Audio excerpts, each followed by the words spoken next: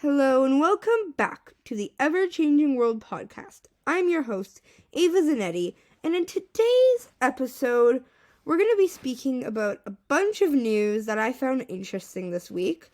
This week has been one for the celebrities, as I think every week is, but it has been one for the celebrities in the financial world.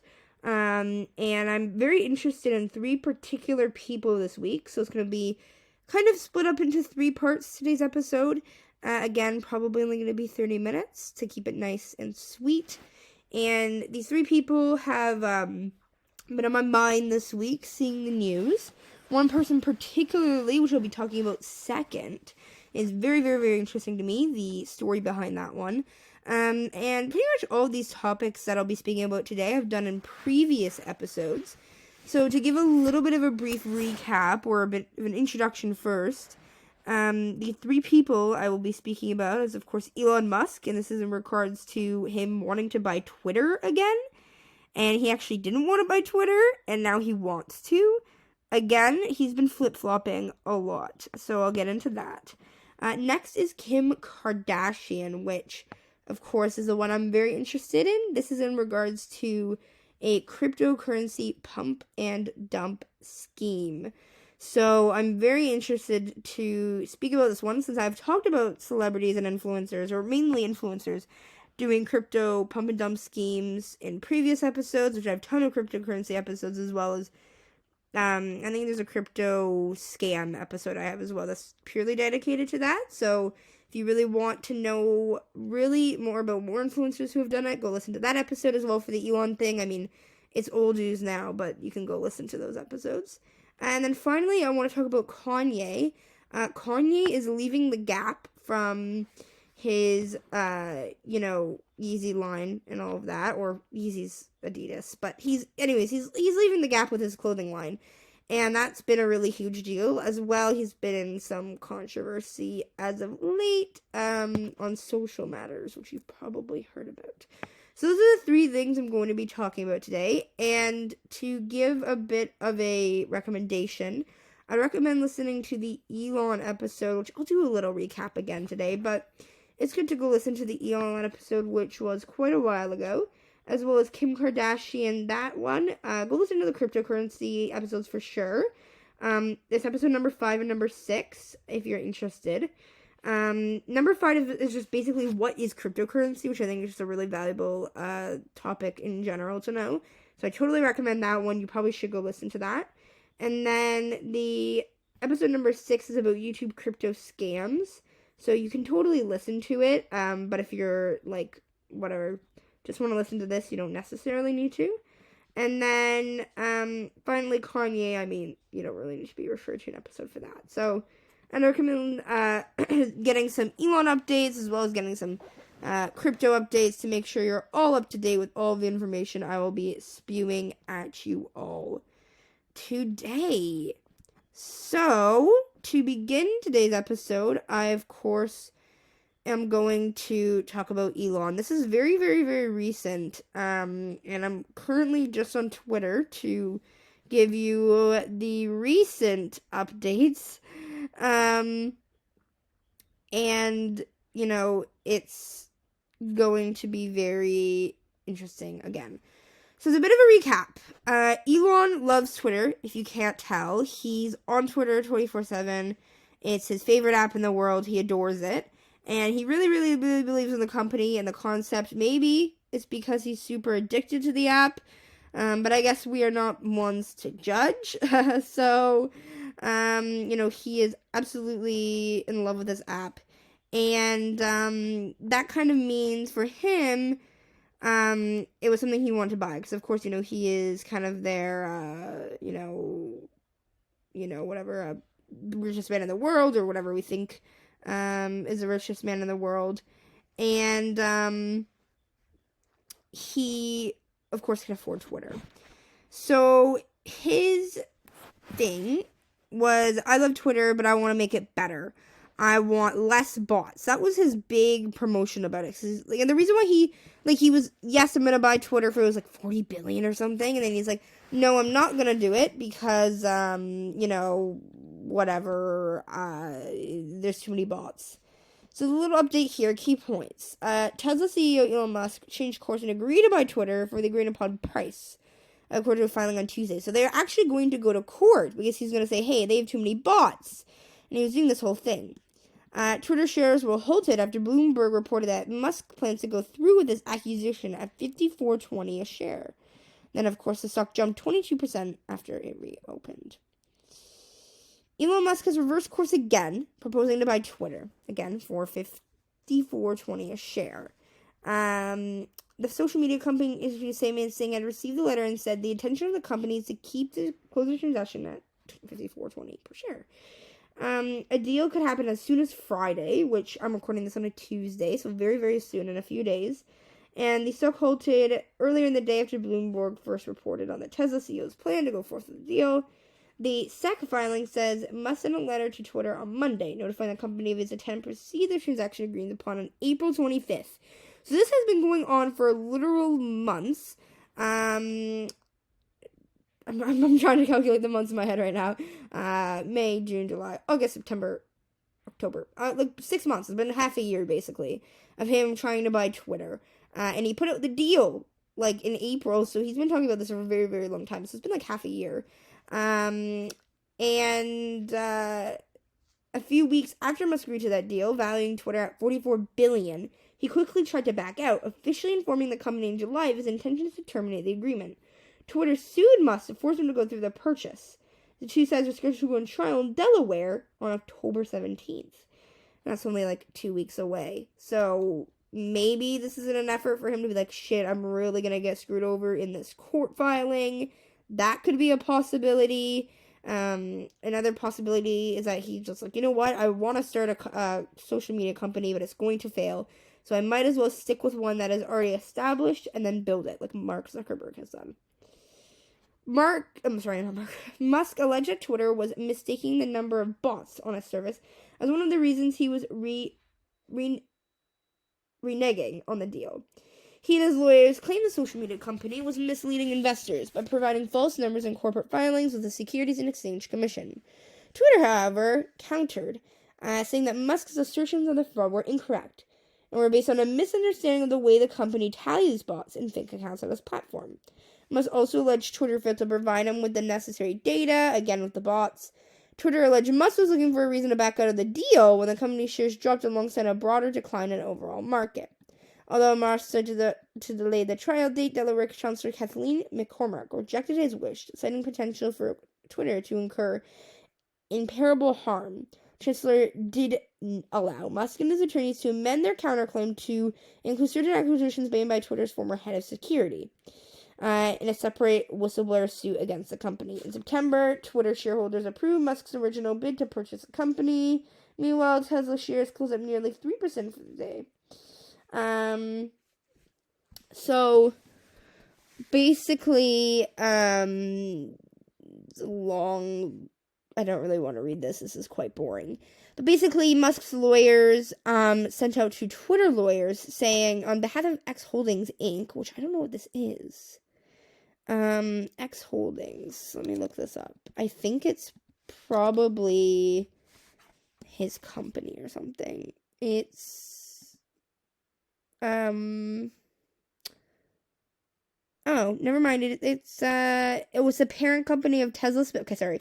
So X Holdings, which I had no idea this even existed, but X Holdings is the parent company. So how Google is kind of the branch off of Alphabet, right? It's called Alphabet. There's a bunch of things under it, but you know Google, right?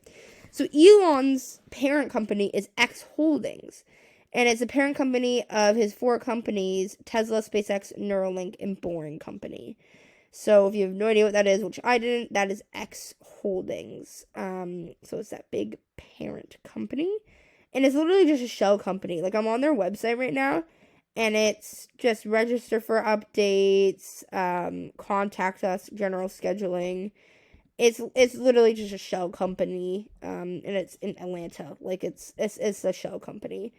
So this is new, I guess. So there you go. There you have it. And I had no idea about that, so I guess we learn something new every day. Anyway, so X Holdings, and Elon Musk, and the Musk parties notify you that they are going to proceed on the terms set forth, and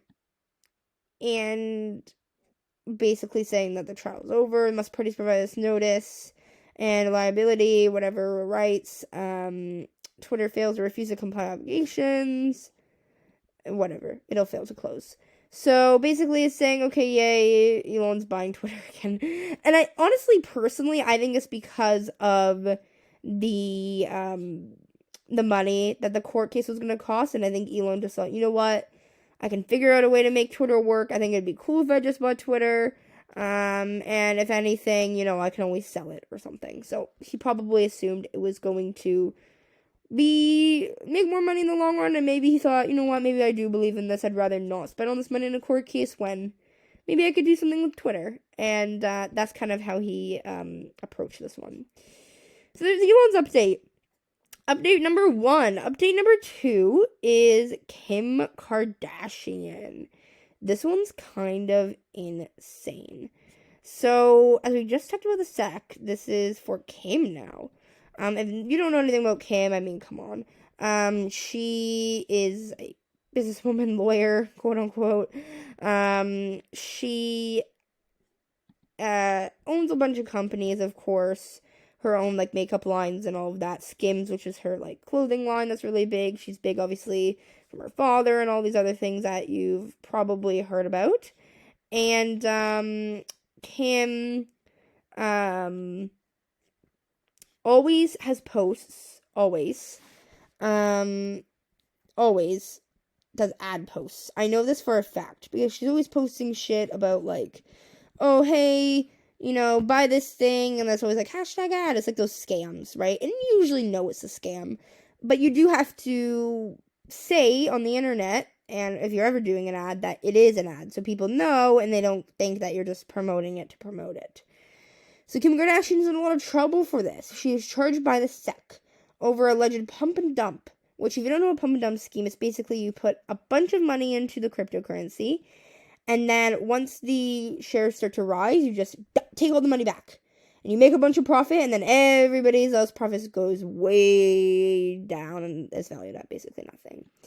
She will have to pay $1.26 million. I mean, Kim Kardashian, I don't know how much she's worth. I'm pretty sure she's a billionaire. So $1 million is absolutely nothing to her. I'm sure she's bought $1 million in a shopping spree in a day. So I'm sure it's not that much to her, but it sets a precedent to the rest of the world, and that's the really big thing with this. Yeah, she's a billionaire. She's worth $1.8 billion.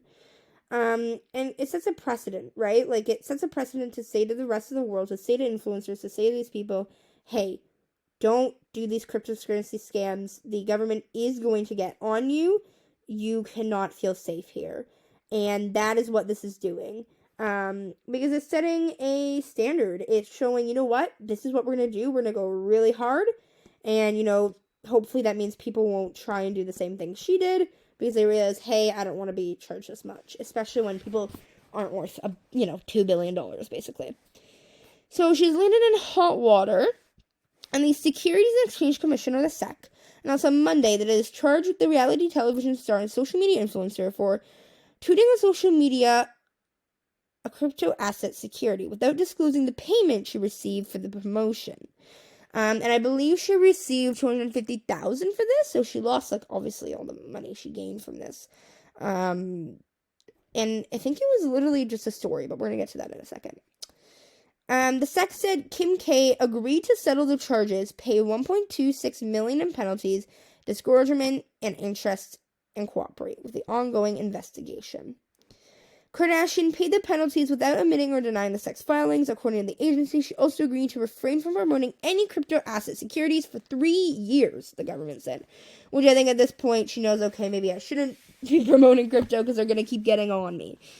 So, she just complied, and she's worth so much, doesn't really matter. A spokesperson for Kardashian told the Post, Miss Kardashian is pleased to have resolved this matter with the SEC, obviously, because she, doesn't want to get in hot water even more.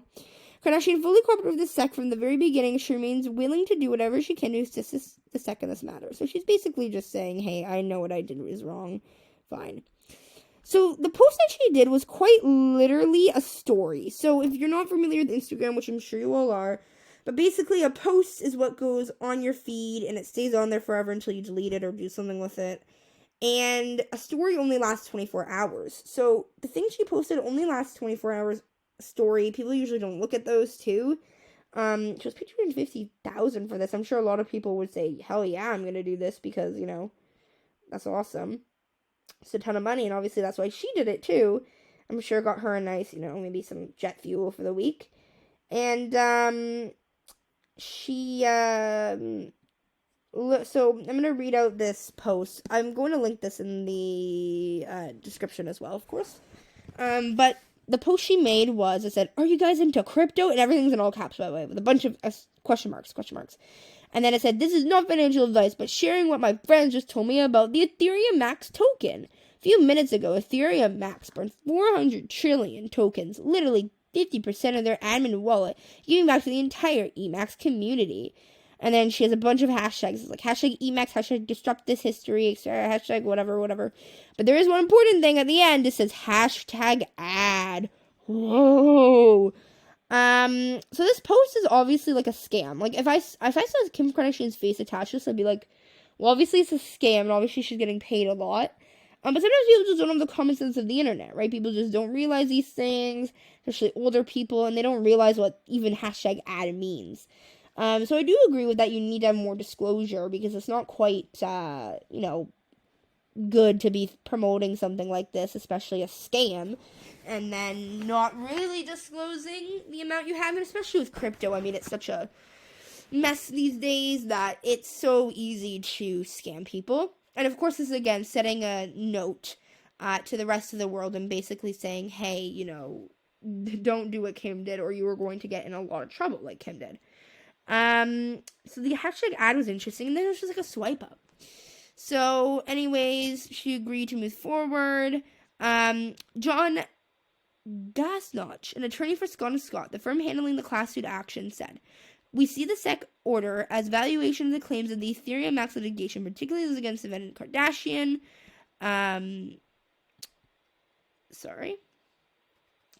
Promoters who misled investors should be held accountable. So, according to the feds, Kardashian failed to disclose that she paid $250,000, post an item to her tens of millions of followers. Kardashian post contained a link as well, which is another thing, which provided instructions for potential investors to purchase Emacs tokens. So this case is a reminder that when celebrities or influencers endorse investment opportunities, including crypto asset securities, it doesn't mean that those investment products are right for all investors, said SEC chair. We encourage investors to consider investment potential risky opportunities in light of their own financial goals. Ms. Kardashian's case also serves as a reminder to celebrities and others that the law requires them to disclose to the public when and how much they are paid to promote insecurities. So, as well, we've seen this with a ton of people, and earlier this year, Kardashian and former boxer Floyd Mayweather were named in a lawsuit alleging they misled their online followers into buying cryptocurrency as a part of a pump and dump scheme. So this was another one, actually, that Kardashian was also with. And Kardashian and Mayweather were accused of making false or misleading statements, again, while reporting Emacs. So this was obviously a really big company that likes giving to influencers and, famous people because it gets them a lot of money, but obviously it gets them in hot water. So in truth, the defendants marked the EMAC tokens to investors so that they could sell their portion of their float for a profit. So clearly, the whole case of this is, Kim Kardashian can afford to, give $1 million. It's absolutely nothing to her. I'm sure she could give $10 million for this case. But what is really setting is not only for her, but for everybody else watching. The government isn't messing around now. If you listen to my YouTube cryptocurrency scams, there were so many. And these people should be scared because the government isn't messing around. And they're probably not going to get on every single person that does this and promotes cryptocurrency scams. But it is important because it scares enough people that the problem diminishes. And it scares enough people into realizing that, hey, I probably shouldn't post this. This is going to get me in trouble with the feds. I'd rather just make my money in a better way, in a safer way, have a clean dollar, and all will be better. So that's kind of the situation with that. It's obviously setting a huge precedent. Again, Kim can afford $1 million. But it's really, again, setting a note to everybody that's saying, hey, watch it, don't do this, and we will get on you if you do. And it'll be a lot worse for you because you aren't worth almost $2 billion. So I think it was important they did that, in all honesty, because the crypto scams are getting out of hand, and it is very important what they are doing. So, to finish off our little 3-part series here, I'm going to speak on Kanye. Kanye's, of course, had some news, and the first part of the news that I want to talk about with him is him leaving the Gap. If you've seen recently, if you are following Kanye, he did a huge collaboration with the Gap as well with Balenciaga and made a bunch of items after his Donda launch or album launch, as well as he made a ton of just merch specifically for that with Balenciaga, but then made like Gap merch, and it was a whole big thing, cost a lot of money, etc. So, he was really into the Gap, into working with them, and now he isn't. So he's basically just breaking up with the Gap. So the clash comes a little over a year after Yeezy's first item, a blue puffer jacket, appeared in Gap stores. The deal was announced in June 2020. In the letter that West lawyers showed the AP on Thursday, it said that Gap failed to meet obligations in the pact, including distributing merchandise to Gap store locations and creating dedicated Yeezy Gap stores. So they didn't do what they said they would do, basically. Gap left Ye no choice but to terminate their collaboration agreement because of Gap's substantial non-compliance, and Nicholas Grever, West's attorney with Calwire, Wilkinson, and Tapf, and an email statement to the AP. Ye diligently tried to work with these issues with the Gap both directly and through counsel. He has gotten nowhere. So he's saying the Gap's failure to comply with the terms of the contract has been costly. He said West plans to begin opening Yeezy retail stores. So that's, opening it on his own. West has unleashed criticism on social media against Gap as well as Adidas, where it's a similar deal. Adidas declined to comment. Gap didn't immediately respond again. The San Francisco retailer has been hoping to partnership with West resonate with customers in a period of declining sales for Yeezy. Being in more than 1,100 Gap stores worldwide put his brand in front of more people. West has had a history with Gap. He worked with one of his stores in Chicago as a teenager. He sold interviews for a magazine in 2015. He wanted to be a creative director for the brand. But of course, now that isn't quite working out for him. So he did split up with the Gap. But I think it's really good for him. I think it's good that he is going to be going alone from the Gap, creating his own Yeezy line and doing his own production. Of course, it's costly. It's going to take a lot of time. It's going to be a lot of hard work. But it's worth it to be independent and not tied to any brand. And you can make your own vision, your own image, your own prices, your own this, your own that. And that really changes the game. Even being away from Adidas, like obviously it's great to have that partnership, and I think it is really fruitful. But even if you could put those shoes in a Yeezy store, right? There could be Yeezy stores. I could see potential in that. I think Kanye, despite his controversy, he does have a really creative mind. He has a genius to him. That's really admirable. And this genius to him really just proves that he could create something, like a Yeezy store and make it really successful and make it really interesting and engaging and putting out his really interesting style to new people. And I think that's really, really valuable. So, truly, I think Kanye should be independent, and I think that was a good choice. I think the Gap thing was really cool, but again, it's better for him and his brand. So Kanye's also mentioning that he's ready to expand and he wants to do a Donda sports line. So he's not saying he wants to sell athletic gear. His company just filed for a few trademarks, including one that'll significantly grow his Donda Academy in the retail space. And just a couple others seem to just actually got a label on mine that's for the birds. So he wants to trademark the dove. If you saw again the Gap line, he had a dove in it. And that was kind of something he wanted to trademark. So, Ye is aiming to lock up the rights to Donda Sports specifically for the purpose of slapping in a ton of products to in the game of sportswear and accessories. He wants to hawk potential customers. Some of the items that could bear the Donda Sports name, if the application is approved, could include, of course, bags, fanny packs, luggage, wallets, umbrellas, and blankets. He's also looking to get some good sports apparel, applying for trademarks for shirts, jackets, hats, shoes, and other clothes. In other words, if you can wear it, he wants to sell it. And this would be really cool, I think, because he could create, cheaper clothes too, right? Athletic wear can be expensive, but it can be like more Lululemon priced rather than Balenciaga priced. And he could really, of course, getting into sports brands and sponsoring sports teams, which clearly he's trying to do, is really, really cool. And I think that could get him really far. In addition to wanting to trademark Donda Sports Merch, it looks like he wants to also do the Donda Doves, which is an idea of his, which would be the team name, and Dove Sports, which is kind of an extension of the larger Donda, thing he's been doing. So for Dove Sports, Kanye wants the exclusive right to use this label for athletic services such as training sessions, competitions, tournaments, camps, etc. So he actually wants to have like a team, a sports team, and this would be the Donda Doves, which is kind of really cool. Donda Doves, meanwhile, seems to be more geared towards game day equipment. So more about, the companies that is within it and all of that. So Kanye is really, really expanding here, and I think it's good for him. I think he, has a really cool vision. He has the creative mind for it.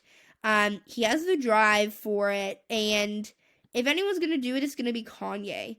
And I think it's just really cool that he wants to expand to this level. And I think it's smart for his brand, especially if he's going independent. He needs to differentiate himself.